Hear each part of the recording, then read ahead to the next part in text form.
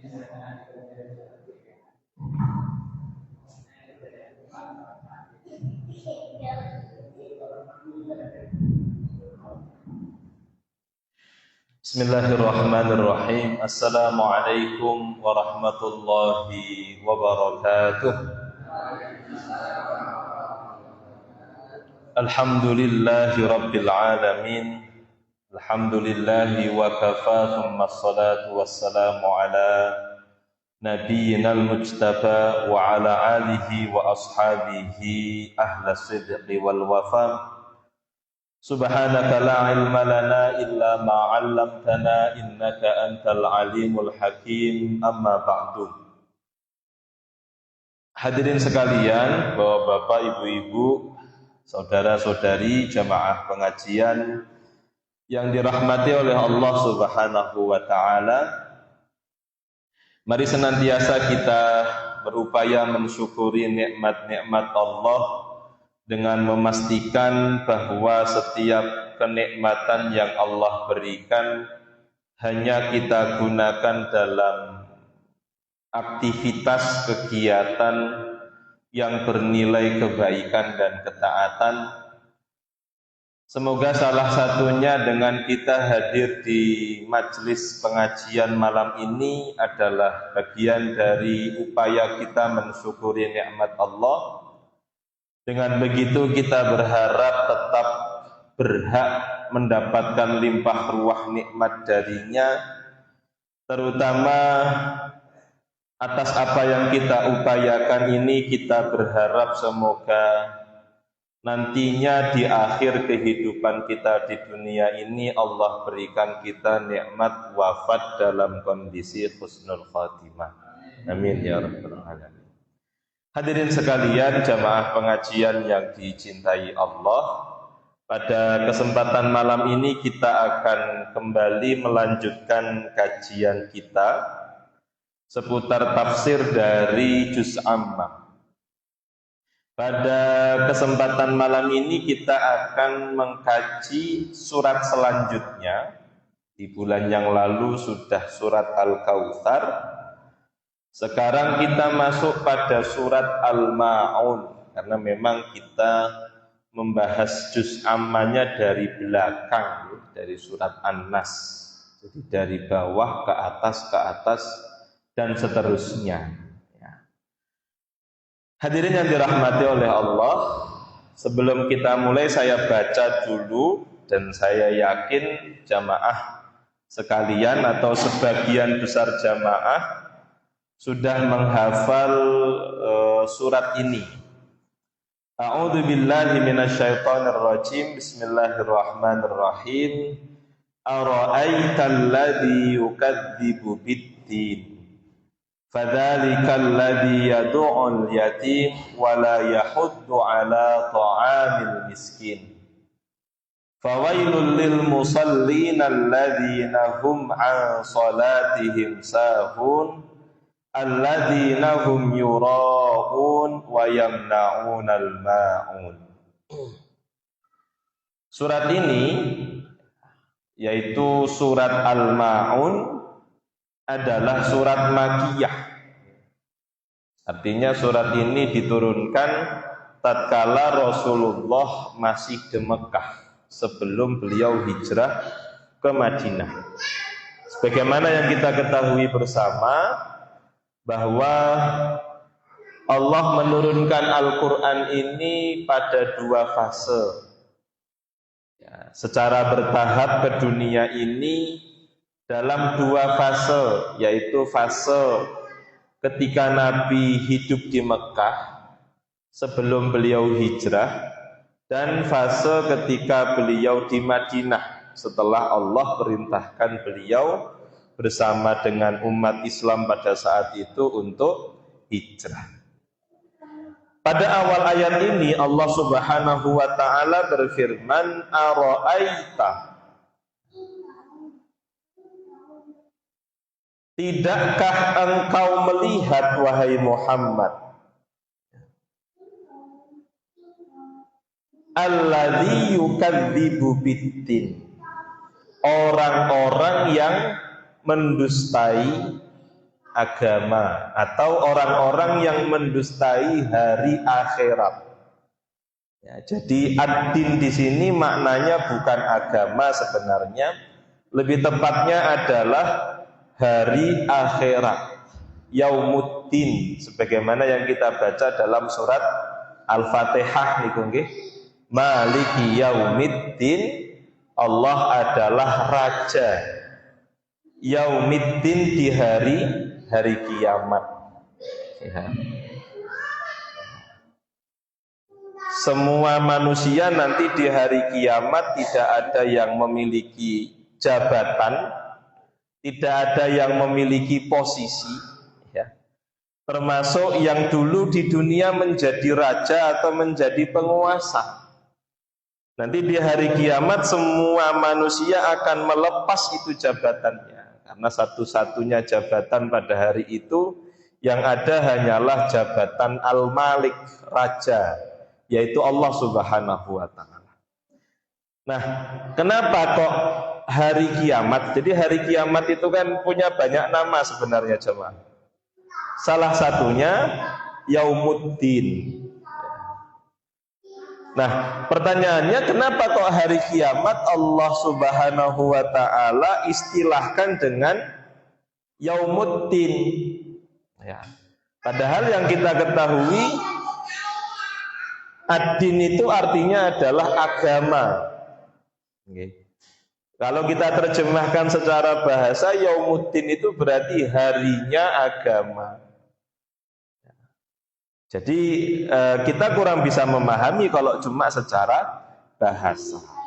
Maka kenapa dijelaskan oleh para ulama, kenapa kok hari akhirat itu disebut hari Yaumuddin? Ya. Ad-din, jamaah sekalian, itu punya dua makna secara bahasa. Secara bahasa ad-din itu punya dua makna. Yang pertama adalah al-amalu, ya, adalah aktivitas. Nah, itu adalah ajaran, itu adalah makna ad-din yang banyak kita fahami. Ya. Maka kalau kita perhatikan, Islam itu ajaran-ajaran, berisikan ajaran-ajaran dari sholat, zakat, puasa, haji, ya, dari berbakti kepada orang tua, memuliakan tamu dan tetangga, dan seterusnya. Isinya jadi agama Islam atau ad-din, ya, itu isinya adalah aktivitas-aktivitas. Makanya kan kita menyebutkan aktivitas kita sebagai keseharian kita dalam menjalankan Islam ini dengan ad-din, agama, begitu. Yang kedua, ad-din itu juga bisa bermakna al-jaza. Nah, inilah kemudian kenapa kok hari kiamat itu diberi nama oleh Allah dengan Yaumuddin. Karena nanti di hari kiamat, karena hari kiamat itu adalah harinya pembalasan, harinya balasan. Jaza itu artinya balasan. Kalau di dunia ini mungkin orang sudah mendapatkan balasan, tetapi balasan yang dia dapatkan itu belum setimpal. Atau ada orang yang berbuat keburukan, bahkan dia belum mendapatkan balasan atas keburukannya. Maka jangan merasa cukup bangga misalnya kalau ada di antara kita, tapi mestinya tidak ada, yang berbuat keburukan, kedzaliman dan kemaksiatan, dan dia merasa tenang-tenang saja, merasa nyaman-nyaman saja, merasa tentram begitu. Tidak.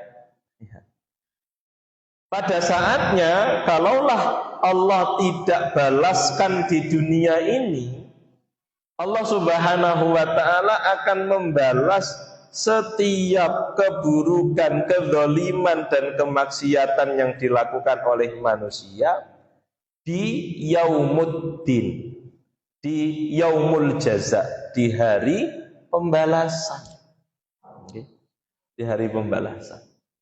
Pada saat itulah, pada hari itulah kelak Allah Subhanahu wa taala akan meminta pertanggungjawaban dan membalaskan setiap perbuatan yang dilakukan oleh manusia.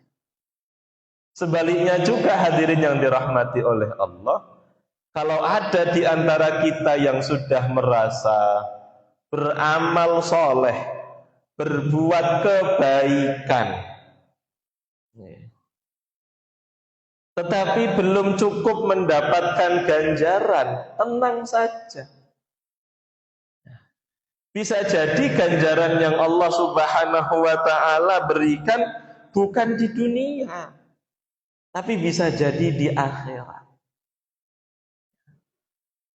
Maka tugas kita di dunia ini yang penting adalah berpindah dari satu amal soleh ke amal soleh yang lain. Kita yakin pasti sebagian dari amal soleh kita itu disegerakan balasannya di dunia ini, selebihnya akan disempurnakan oleh Allah nanti di hari Yaumuddin tadi, Yaumul Jaza, di hari pembalasan amal. Nah, hadirin yang dirahmati oleh Allah, itu tadi kenapa hari kiamat disebut dengan Yaumuddin. Nah, di ayat yang pertama ini Allah bertanya, yang pertanyaannya ini bertujuan hendak mengajarkan Rasulullah, ya, sebagaimana guru bertanya kepada muridnya, kan asline guru niki yo ngerti, yo paham. Tetapi pertanyaan ini tujuannya untuk mengajarkan. Karena kalau misalnya, karena salah satu cara mengajar itu adalah dengan bertanya. Ya. Mungkin kalau ada yang aktivitasnya sebagai guru, bagaimana agar anak atau murid itu bisa belajar, itu salah satunya dengan bertanya, dengan menanyai. Karena ketika kita tanya, dia akan fokus. Gitu. Pada saat itu dia akan fokus mendengar apa yang akan kita tanyakan. Kalau dia tidak bisa menjawab, dia akan fokus mendengar apa yang akan kita jelaskan dari jawaban tersebut. Ya. Itu kalau kita mau ngambil pelajaran dari sisi pendidikannya, metode pendidikan. Ya. Jadi di sini Allah bertanya kepada Nabi Muhammad bukan karena Allah tidak tahu, kan Allah Maha mengetahui, tetapi Allah mau mengajarkan kepada Nabi Muhammad. Apa pertanyaannya Allah? Wahai Muhammad, tidakkah engkau melihat siapa orang yang mendustakan hari akhirat, hari kiamat? Kalau ini ditanyakan kepada kita, jamaah Masjid Al-Falah Ndungan, mungkin yang langsung terbesit dalam pikiran kita, ya, orang yang tidak percaya hari kiamat, orang yang tidak percaya adanya kehidupan setelah kematian, yo ngenah wong sing ora salat to Mas, misalnya. Mungkin nggih. Ya wong sing ora gelem salat, ra gelem poso, ra gelem zakat, apa neh haji. Mungkin itu yang terbesit. Jadi yang terbesit dalam pikiran kita mungkin perkara-perkara yang wajib dalam agama ditinggalkan oleh manusia.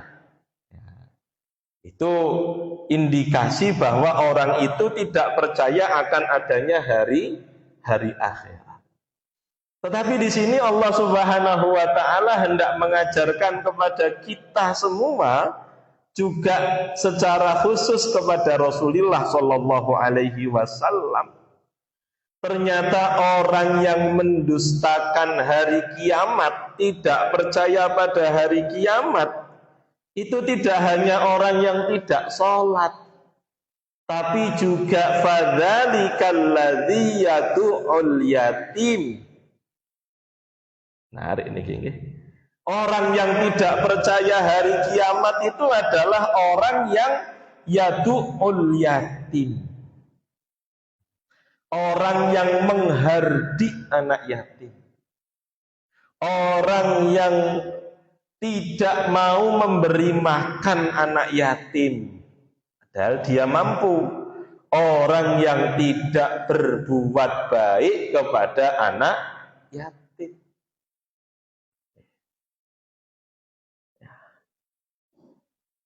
Jadi hadirin yang dirahmati oleh Allah Subhanahu wa taala, Allah menghubungkan perkara mengasihi, menyayangi, menyantuni anak yatim itu dengan keimanan kita kepada hari kiamat. Ya.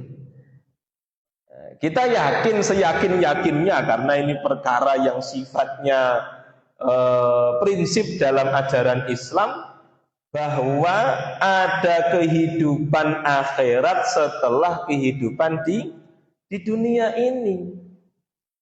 Kita semuanya percaya itu. Ya.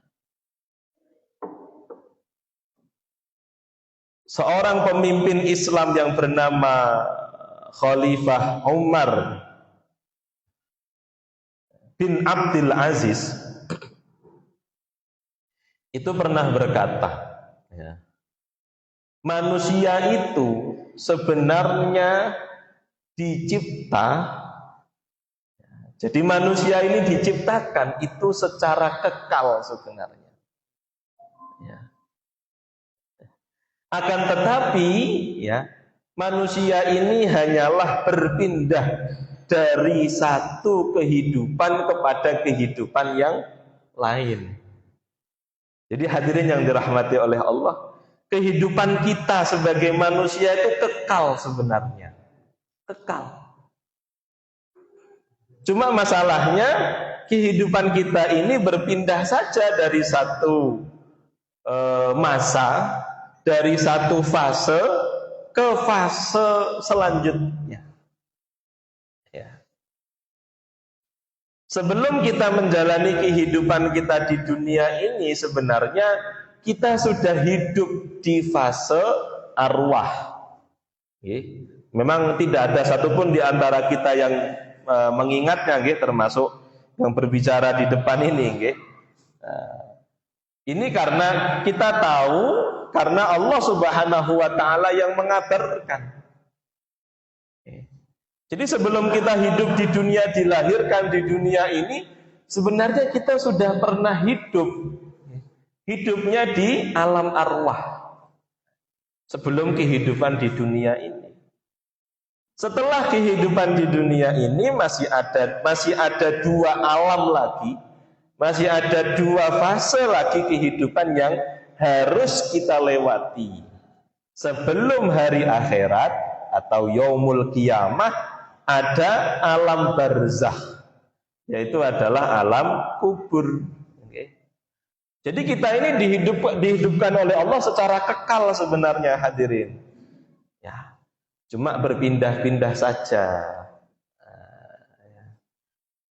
Kekalnya bukan di dunia, nanti kekalnya di alam akhirat, apakah di surga atau di neraka. Nah, Allah Subhanahu wa taala mengajarkan sekali lagi kepada kita dalam surat Al-Maun ini, ya, bahwa orang yang tidak percaya kepada hari kiamat itu termasuk orang yang tidak berkasih sayang, tidak baik kepada anak yatim.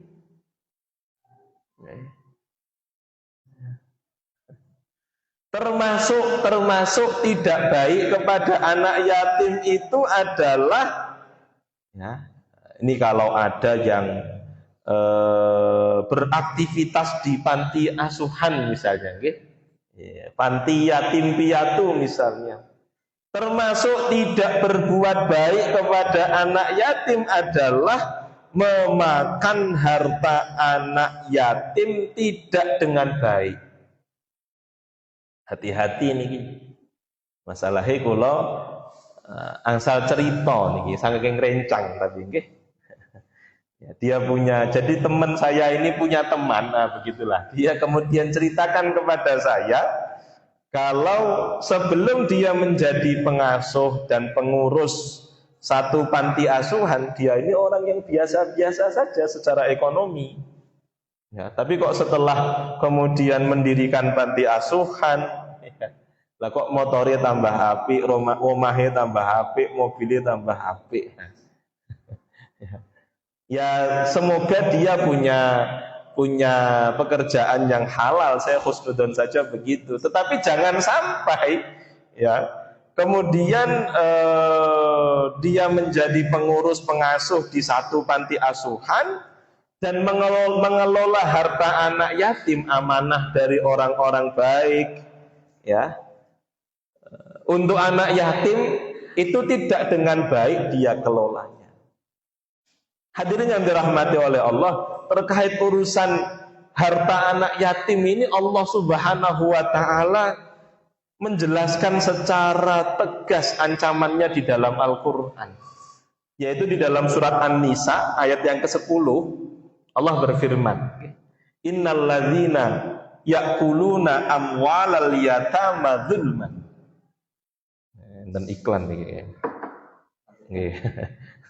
Innalladzina, kata Allah Subhanahu wa taala, sesungguhnya orang-orang yang yakuluna ya, memakan, mengambil harta anak yatim, yakuluna amwalal yatama dzulman, secara zalim. Okay, secara zalim, innama yakuluna fi butunihim naro. Sesungguhnya dia memasukkan makanan, mengkonsumsi sesuatu ke dalam perutnya, api neraka. Jadi Allah mau katakan orang yang berbuat zalim kepada anak yatim ya, termasuk ya, mengelola harta anak yatim secara zalim, maka kata Allah dia lebih pantas tempatnya di neraka. Hadirin yang dirahmati oleh Allah Subhanahu wa taala, tapi sebaliknya, kalau ada orang yang berbuat baik kepada anak yatim, bahkan merawat, ngopeni anak yatim, maka dia mendapatkan sanjungan yang tinggi dari Rasulullah. Rasulullah pernah bersabda, khairu baitin, sebaik-baik rumah. Itu bukan rumah yang luas, tingkat. Boten. Kata Rasulullah, sebaik-baik rumah seorang muslim adalah rumah yang di dalamnya ada anak yatim dan dia rawat anak yatim itu dengan baik. Ini sebaik-baik rumah. Maka ganjarannya besar sekali sampai disanjung oleh Rasulullah. Dalam hadis yang lain, ana wa kafilul yatim kahataini fil jannah. Saya, kata Rasulullah, dengan orang yang mau merawat anak yatim itu seperti dua jari ini, kahataini, seperti dua jari ini nanti di surga. Ya. Kita tidak pernah melihat Rasulullah, tidak pernah. Sampai sekarang pun kita tidak pernah tahu wujud asli rumah Rasulullah. Tapi kita yang 1400 tahun jaraknya terpisah dengan Rasulullah, bisa nanti di surga bertetangga dengan Rasulullah. Sakit, Pak. Salah satu wasilahnya adalah dengan kita mengasuh anak yatim. Hadirin sekalian, saya kira secara logika sehat manusia saja, akal sehat manusia saja, ya memang semestinya kita itu mengasihi anak yatim. Semestinya begitu. Saya kira tidak adalah orang yang selama dia masih punya akal sehat, meskipun dia tidak beragama Islam, saya yakin seyakin-yakinnya kalau dia melihat anak yatim itu mesti hati nuraninya mendorong untuk berkasih, untuk mengasihi, untuk berbagi dan berbuat baik kepada mereka. Ya karena mereka adalah anak yang sejak kecil kehilangan sosok orang tua. Kehilangan sosok orang tua. Saya pernah di dalam satu majelis menyampaikan tentang hal yang serupa, kemudian salah satu jamaah mengatakan, tapi Mas, merawat anak yatim itu biasanya anak yatim itu nakal-nakal. Leres. Benar sekali. Ya sebenarnya kalau kita bicara dari sisi kehidupan dunia, ya memang anak yatim itu relatif lebih nakal daripada umumnya anak. Kenapa? Ya tadi karena kehilangan sosok ibu atau kehilangan sosok bapak atau kehilangan kedua-duanya. Oleh karena itu Allah siapkan ganjaran yang besar bagi siapa yang mau merawat anak yatim. Selain ngopeni anak dhewe wae kadang-kadang. Ngoten ta. Kadang-kadang kita merasa berat, tidak jarang kita mengeluh, mengadu kepada Allah Subhanahu wa taala. Jangan kepada tetangga jangan. Mengadu itu cukup kepada Allah. Mengeluh itu cukup kepada Allah, jangan kepada manusia. Nek ngepasi sing diajak ngomong atau diajak bicara, aku yo padha repot bae. Masalahku yo padha karo kowe. Jadi kita mengadunya kepada Allah. Padahal itu ngurus anak sendiri, apalagi ngurus anak yatim. Ditambah tadi anak yatim relatif lebih nakal. Maka disitulah Allah Subhanahu ini adalah hikmah. Kenapa kemudian Allah Subhanahu wa taala berikan ganjaran yang besar sekali bagi orang yang mau merawat, mau mendidik, memenuhi kebutuhan anak-anak yatim. Dan sebaliknya, siapa yang tidak berbuat baik, senang menghardik, marah-marahi anak yatim, kata Allah dalam surat ini, dia termasuk orang yang tidak percaya hari kiamat. Tidak percaya hari kiamat. Selanjutnya Allah berfirman, wala yahuddu ala ta'amil miskin. Orang yang tidak percaya hari kiamat selain orang yang tidak berbuat baik kepada anak yatim adalah orang yang menahan diri dari memberi makan kepada orang-orang miskin. Ya, terutama ayat ini teruntuk orang-orang yang Allah lancarkan rizkinya. Hadirin yang dirahmati oleh Allah, jika ada di antara kita jamaah pengajian yang hadir di malam ini, Allah lancarkan rizkinya, Allah lebihkan hartanya dari kebutuhannya, maka ayat ini menjadi peringatan bagi panjenengan sekalian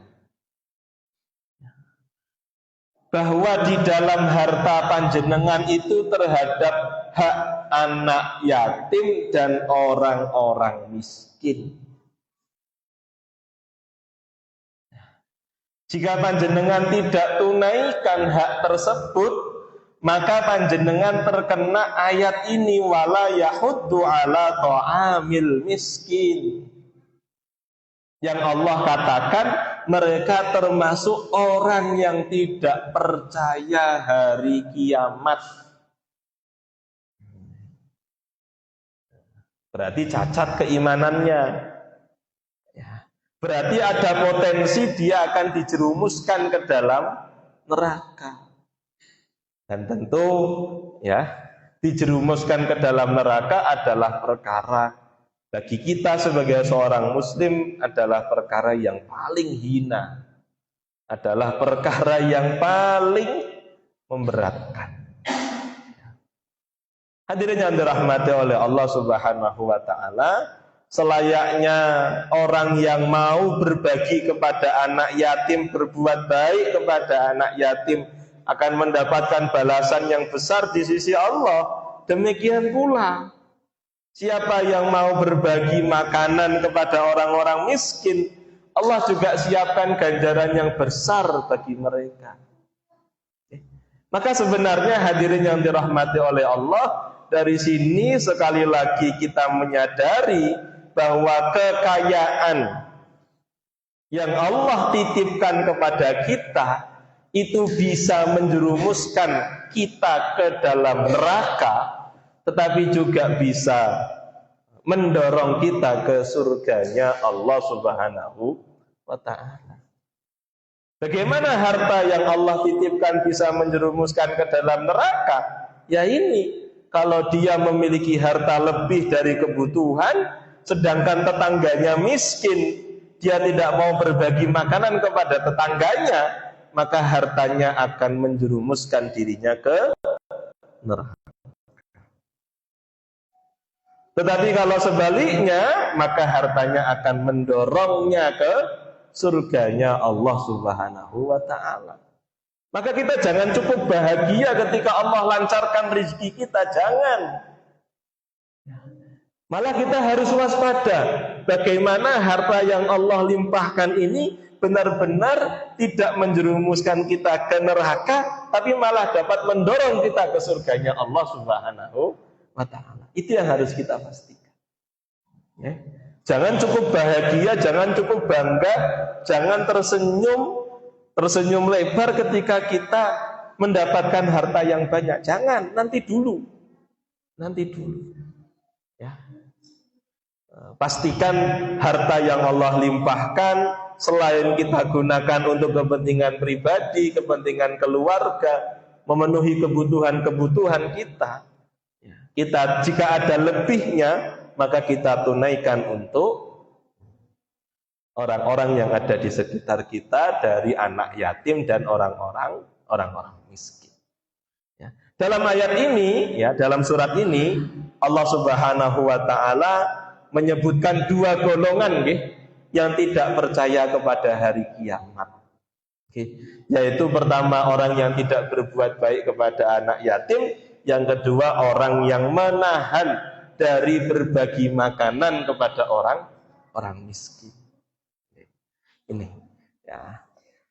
Maka ternyata tidak hanya orang yang tidak sholat, tidak zakat, tidak puasa, tidak haji, yang tidak percaya pada hari akhirat, termasuk ini. Ya.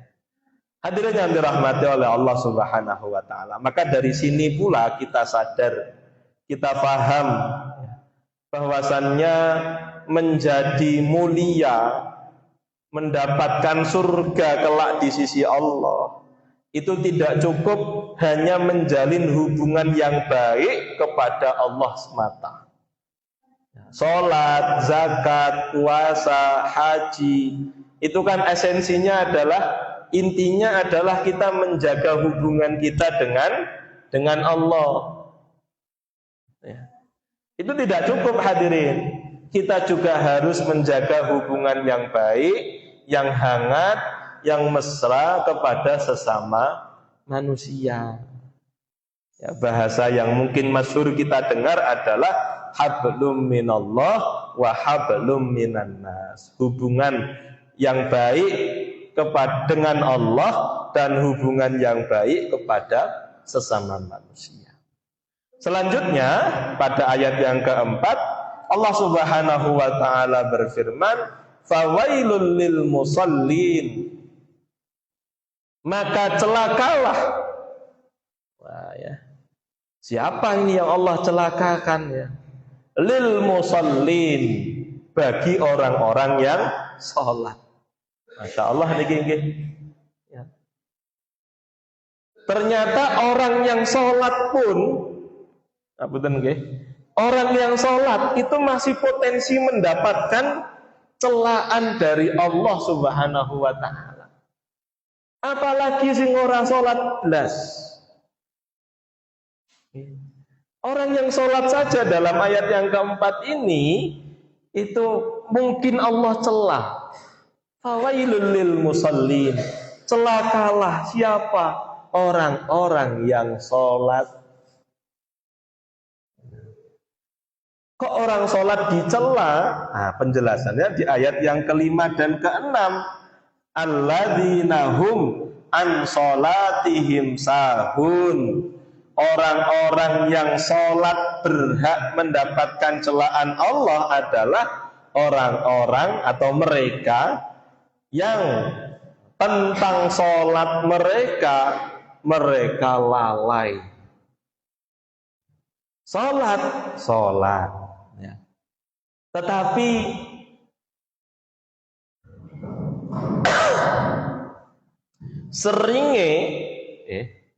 seringnya sholatnya tidak pada waktunya.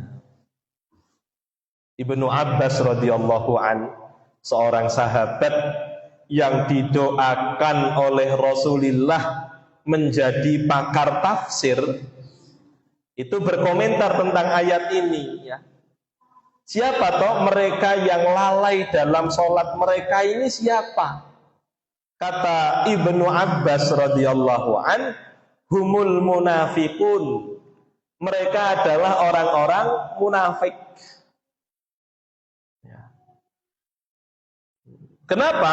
Karena orang munafik itu kata Ibnu Abbas, ya, itu sering sekali atau senang sekali melaksanakan sholat setelah lewat batas waktu sholat itu sendiri.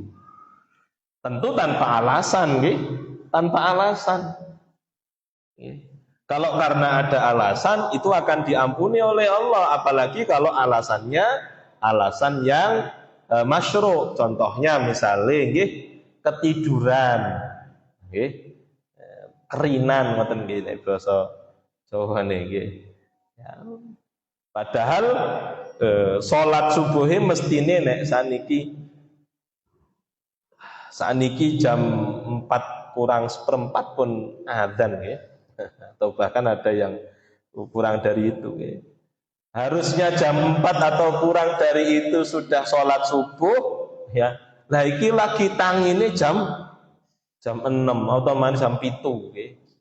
Tapi karena ketiduran ya. Nah, namanya tidur itu kan mirip dengan lupa, gitu. Maka Allah ampuni kalau begitu. Gitu. Ya. Sepenting ya semalam, gitu, sebelum kerinan tadi, gitu, itu dia sudah berusaha untuk memastikan dirinya bisa bangun tepat waktu sebelum waktunya sholat subuh. Ojo nganti turune lagi jam 3 wengi. Jam 3 wengi ya mesti kerinan kok. Gitu. Ya. Tidurnya sudah jam 10 atau jam 9 ya. Terus pasang alarm ya. Saurunge subuh bentangi kok yo bablas misalnya ngoten ya. Jadi setelah berusaha agar bisa sholat pada waktunya, ketiduran lewat sampai batas waktu sholat. Kalau seperti itu diampuni oleh Allah. Kalau tidak sengaja salah satunya ya karena ketiduran tadi, maka diampuni. Nah ini orang-orang munafik itu hadirin itu punya kebiasaan, dia bisa sholat pada waktunya, bisa. Tetapi memang dia sengaja, ya, sholat itu setelah berakhirnya waktu sholat. Ini kebiasaannya orang munafik ini. Makanya Allah celah di sini. Fawailul lil musallin. Siapa yang dicela dari orang-orang sholat itu? Orang yang lalai dalam sholatnya.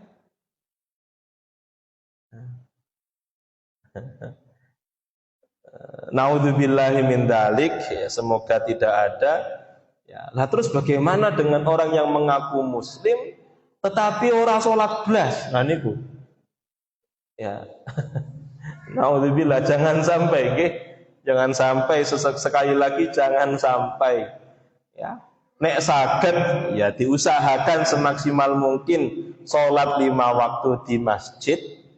Nah, nggih. Nek mboten saged tetap sholat 5 waktu dimanapun pada waktunya. Pada waktunya. Sak sibuk-sibuke ngapunten nggih. Cuma sebentar sholat itu kok.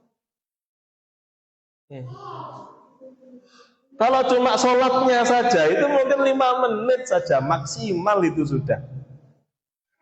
Mboten sah ngagem qobliyah dan ba'diyah, mboten sah ngagem zikir wirid ba'da sholat. Mboten.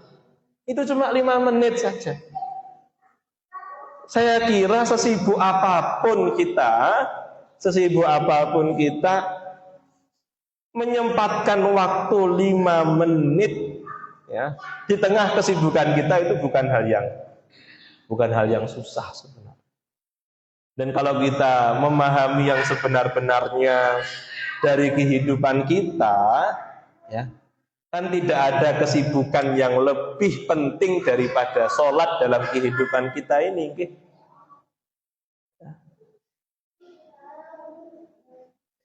Sibuk kerja, iya. Tapi kan harusnya kita sebagai seorang muslim, sibuk yang paling penting itu sibuk sholat. Nah, niku. Ya. Insya Allah kita sudah memahami buat apa kita sibuk kerja, tapi tidak sibuk sholat. Sibuk kerja mendapatkan harta, ya. Tapi kemudian lupa akan kesibukan berupa sholat. Yang ada kalau begitu nanti kemungkinan besar harta yang kita dapatkan tidak akan mendatangkan keberkahan. Na'udzubillahi min dzalik. Sekali lagi saya kira hal yang mudah maksud saya. Ya, bagi kita meluangkan waktu sedikit waktu saja, barang 5, 10 atau 20 menit untuk melaksanakan sholat pada waktunya, okay? Pada waktunya.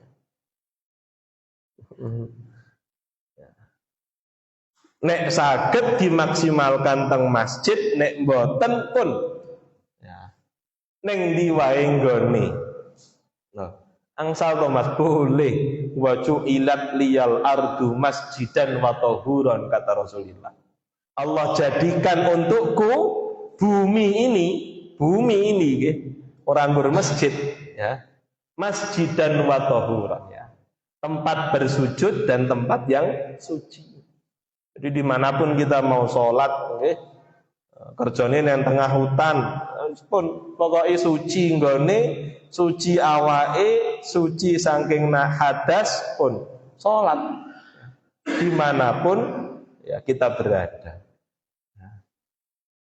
Orang sholat yang dicela yang kedua tadi, yang pertama tadi lalai dalam sholatnya, lalai dalam sholatnya itu tadi maksudnya ya, saged sholat pada waktunya tapi milih melaksanakan sholat di luar waktunya. Itu yang dicela oleh Allah loh, apa nih sing ora sholat nanti kok pokoke. Sing ora sholat ya mestine luweh dicela oleh Allah. Wong ini sholat cuma sholatnya di luar waktunya. Padahal dia bisa sholat pada waktunya. Yang kedua, orang yang Allah cela padahal dia sholat adalah alladzina hum yura'un. Orang sholat yang Allah cela adalah mereka yang sholatnya riya, pengen pamer, pengen dilihat orang. Maka senantiasa mari kita berusaha dalam sholat kita itu lillahi ta'ala. Okay. Lillahi ta'ala. Hanya untuk Allah Subhanahu wa ta'ala. Memang hadirin yang dirahmati oleh Allah, benar-benar murni ikhlas dalam beribadah, khususnya sholat, itu perkara yang susah memang. Bahkan mungkin mustahil. Tetapi mari kita pastikan senantiasa berusaha kita ini sholat hanya lillahi ta'ala. Ya, dari takbir sampai salam. Ya. Nah, dua ini ya, sering mengundur-ngundur sholat. Kalaupun sholat itu hanya pengen dilihat oleh orang lain, itu sholatnya orang munafik ini. Orang munafik itu kalau sholat seringnya mengakhir-akhirkan sampai di luar waktu sholat. Kalaupun dia sholat tepat waktu, ben pamer wae.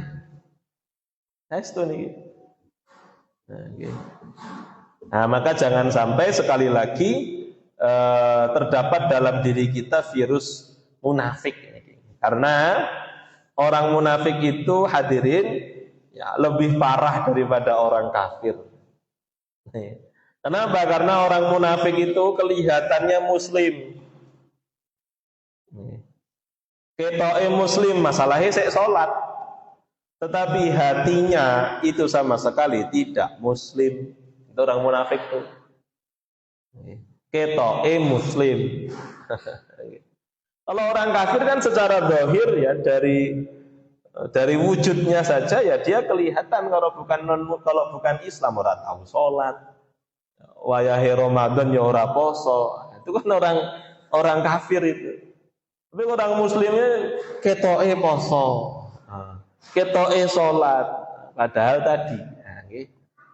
Makanya untuk orang munafik ini Allah ancam dengan keras di dalam Al-Quran, innal munafiqina fit darkil asfali minan nar. Orang munafik itu di nerakanya itu letaknya yang paling dalam, intinya neraka. Jadi intinya neraka iki diisi karo wong-wong munafik, tiang-tiang munafik. Naudzubillahi min dzalik. Nah, tentang masalah ayat ini alladzina hum yuraun, ya. Ada satu hadis yang disampaikan oleh Ibnu Katsir dalam tafsirnya.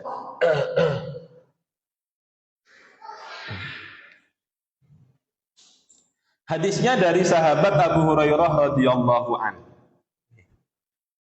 Berbunyi Abu Hurairah pernah berkata kepada Rasulullah, "Kuntu usolli." Wahai Rasulullah, di suatu hari ya, di suatu waktu saya sholat. Kuntu usolli. Fadakhala alayya rajulun.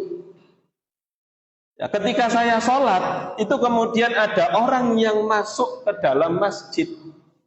Fa'ajabani dzalika. Ya. Orang yang tadi melihat saya sholat itu kemudian takjub dengan sholat saya. Nah, mungkin kalau kita bahasakan, sahabat Abu Hurairah kini sholat kok khusyuk tenan.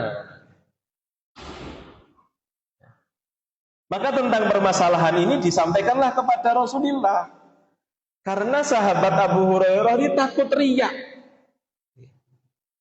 Jadi sahabat Abu Hurairah sudah sholat secara khusyuk, sekhusyuk-khusyuknya lillahi ta'ala.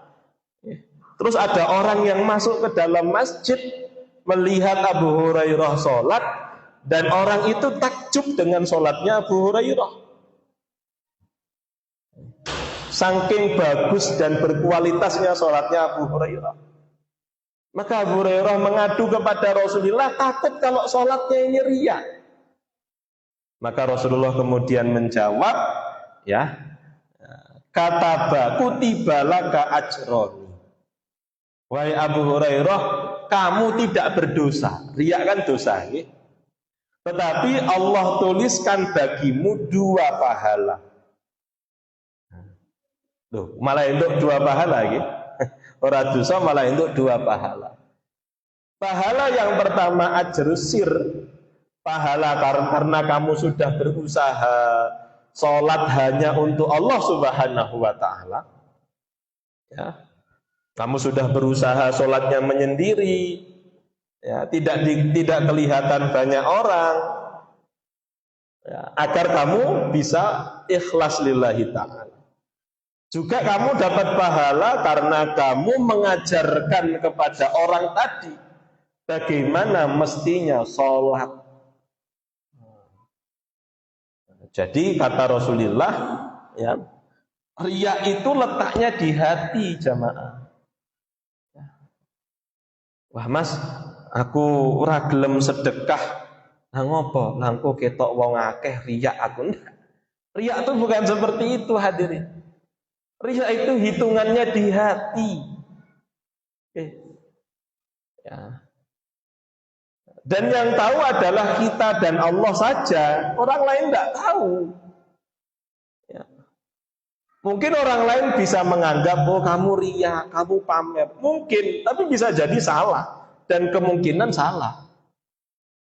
Karena yang sebenar-benarnya tahu dia itu sholat, sedekah, zakat untuk Allah atau untuk selain Allah, itu hanyalah dia dan Allah Subhanahu wa ta'ala.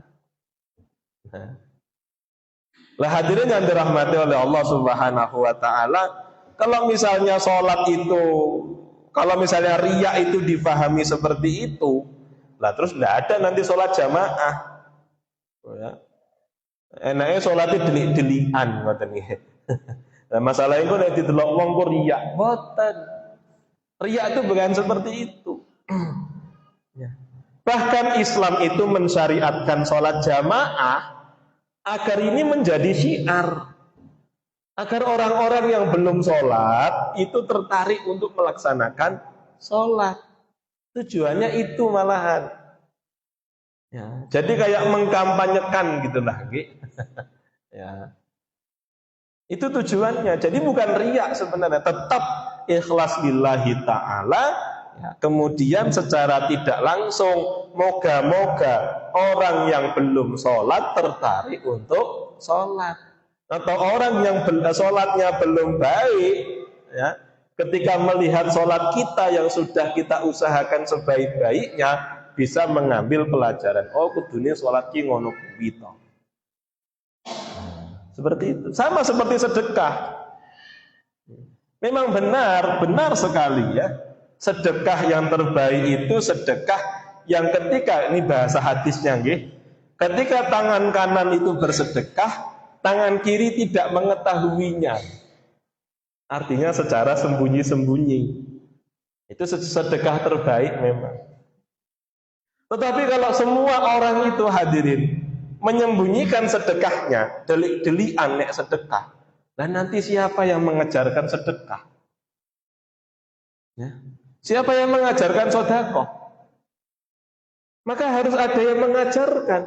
Lah bagaimana mengajarkan kalau tidak dicontohkan? Contohkan dulu.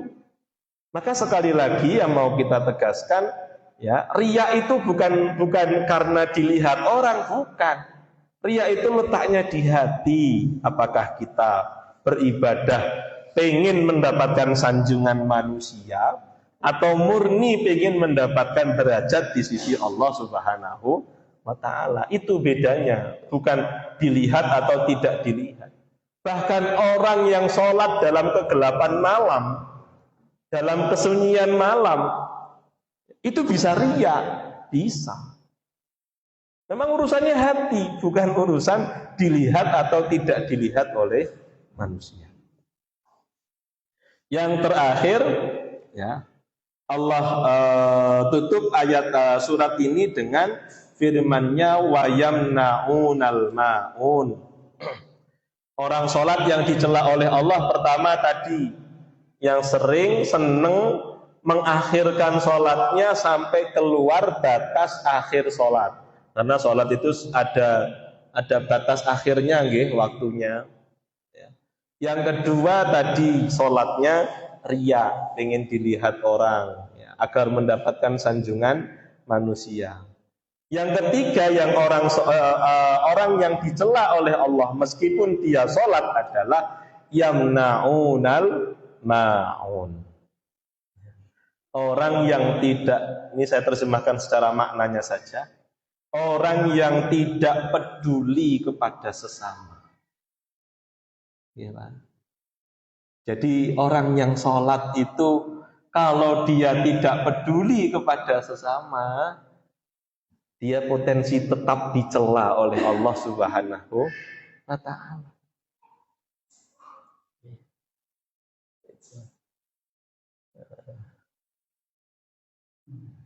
Bahkan sebagian sahabat ketika menafsirkan atau memaknai ayat ini wa yamna'unal ma'un, ya, itu adalah orang-orang yang tidak mau berbagi menolong kepada orang lain hatta pada permasalahan yang remeh.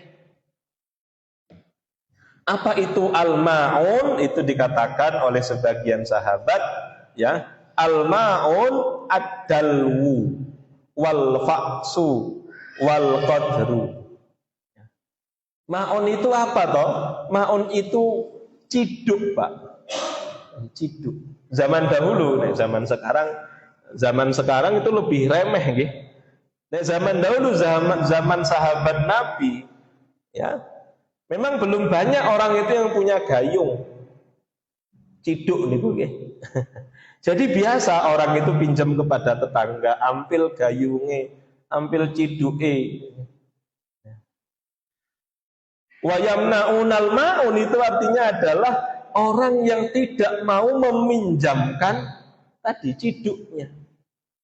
Ya, jadi perkara yang remeh saja itu dia tidak mau berbagi kepada sesama. Wal fa'su itu apa? Kapak. Nggih, cara saiki mungkin ya pacul, petik ngoten nggih. Ya. Barang yang sesimpel itu saja ketika tetangganya atau orang lain membutuhkannya, itu tidak mau meminjamkannya. Ya, maka tadi saya terjemahkan secara makna wa yamna'unal ma'un adalah orang yang sholat tetapi tidak peduli kepada sesama, tidak mau tolong menolong, berbagi kepada sesama. Ini sekali lagi menguatkan kita semua, menguatkan pemahaman kita semua bahwa menjadi mulia di sisi Allah itu tidak cukup hanya baik di sisi Allah, menjaga sholat, zakat, puasa, tapi juga harus baik kepada sesama manusia. Oke. Saya kira banyak sekali hadis yang sudah menjelaskan bagaimana orang itu muslim, mukmin, tetapi karena dia zalim kepada sesama manusia, karena kezalimannya inilah kemudian Allah tunda baginya masuk ke dalam surga, alias Allah mampirkan dia terlebih dahulu ke nerakanya Allah. Na'udzubillahi min dzalik. Kalau sudah sampai munafik, ya, kalau sudah sampai munafik, maka dia nanti di akhirat derajatnya atau posisinya, tempatnya sama dengan orang kafir, kekal abadi selama-lamanya di neraka. Na'udzubillah, tsumma na'udzubillah. Saya kira itu apa yang bisa kami sampaikan pada kesempatan kajian di malam ini. Semoga kita bisa mengambil manfaat, ya. Tidak hanya menjadi mulia di sisi Allah, tetapi pastikan kita juga berbaik, ya, berbuat baik kepada sesama manusia. Oke. Seperti itu. Karena berbuat baiknya kita kepada sesama manusia itu akan lebih mendorong diri kita untuk masuk ke dalam surganya Allah Subhanahu wa ta'ala. Saya kira itu apa yang bisa saya sampaikan. Semoga sekali lagi bisa diambil manfaat. Sebelum kita akhiri, maka mari kita tutup dengan berdoa kepada Allah Subhanahu wa taala. Semoga Allah senantiasa memberikan hidayah, petunjuk kepada kita semua, keistiqomahan dalam menjalankan peribadatan dan penghambaan kepadanya, hingga akhirnya kita diwafatkan oleh Allah dalam kondisi husnul khatimah. A'udzubillahi minasyaitonirrajim. Bismillahirrahmanirrahim. Alhamdulillahirabbil alamin. Allahumma shalli ala Muhammad wa ala ali Muhammad. Allahumma ja'alna min ahlil Qur'an wa ahlil khair wa la taj'alna min ahli syarri wad dhair. Allahumma arinal haqqa haqqan warzuqna ittiba'ah wa arinal batila batila warzuqna ijtinabah. Allahumma hasil maqasidana maqasidad dunya wal akhirah wa yassir lana umurana umurad dunya wal akhirah.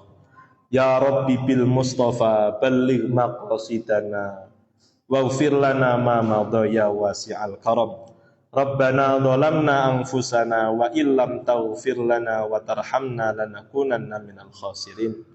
Rabbana hab lana min azwajina wa dhurriyyatina qurrata a'yun waj'alna lil muttaqina imama. Rabbi ja'alni muqimas sholati wa min dhurriyyati rabbana wa taqabbal du'a. Rabbana la tuzigh qulubana ba'da idh hadaitana wa hab lana min ladunka rahmah innaka antal wahhab. Rabbana la tu'akhidna in nasina aw akhtana. Rabbana wa la tahmil alaina isran kama hamaltahu 'alal ladzina min qablina. Rabbana wa la tuhammilna ma la taqata lana bih wa'fu 'anna waghfir lana warhamna anta maulana fansurna 'alal qaumil kafirin. Rabbana atina fid dunya hasanah wa fil akhirati hasanah wa qina 'adzaban nar wa adkhilnal jannata ma'al abrar. Subhana rabbika rabbil izzati amma yasifun wa salamun alal mursalin walhamdulillahi rabbil alamin. Makaten wallahu alam bisawab wa billahi taufik ila aqwamit thoriq. Saya kembalikan kepada Pak MC. Assalamualaikum warahmatullahi wabarakatuh.